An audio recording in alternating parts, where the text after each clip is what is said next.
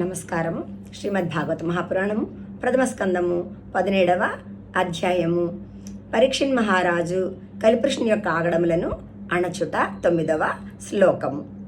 మా సౌరభేయానుషుచో ఏతు తే వృషలాద్భయం మారోదీరంబ భద్రంతే కళానామై శాస్తరి.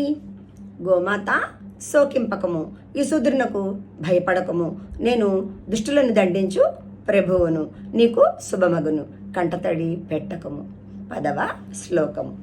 యస్య రాష్ట్రే ప్రజాః సర్వాస్త్రస్యంతే సాధ్యః సాధుభిః తస్య మత్తస్య నశ్యంతి కీర్తిరాయుర్భగో గతిః. సమర్థుడైన రాజు యొక్క పరిపాలనలో దుష్టుల ఆగడములకు సాధుపురుషులు బలికారాదు, వారికి ఎట్టి భయము ఉండరాదు. రాజు గర్వితుడై దుష్టులను ఉపేక్షించుచు దుర్బలుల గోడును పట్టించుకొననిచో ఆ రాజు యొక్క ఆయువు, కీర్తి, ఐశ్వర్యము, సద్గతులు దెబ్బతినును. 11వ శ్లోకము.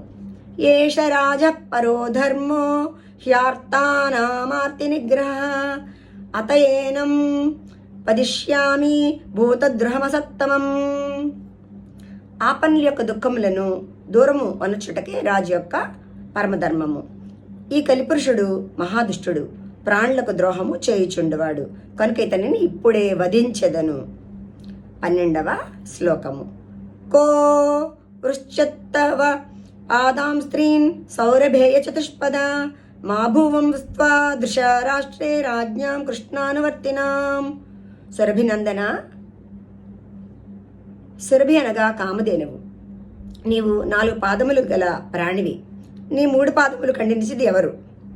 శ్రీకృష్ణ భక్తులు అయిన రాజులు పరిపాలించే రాజ్యంలో నీవలే ఎవ్వరును దుఃఖముల పాలు కారాదు. 13వ శ్లోకము. ఆఖ్యాహి వృషభద్రం వహ సాధు నామ కృతాగసాం ఆత్మవైర్యుపకర్తారం పార్థానాం కీర్తిదూషణం. వృషభరాజా, నీకు శుభమగుగాక. నీ వంటి నిరపరాధులకు అంగవైకల్యమును కలిగించిన, పాండవుల కీర్తికి కళంకము తెచ్చిన ఆ దుష్టుడు ఎవరో తెలుపము.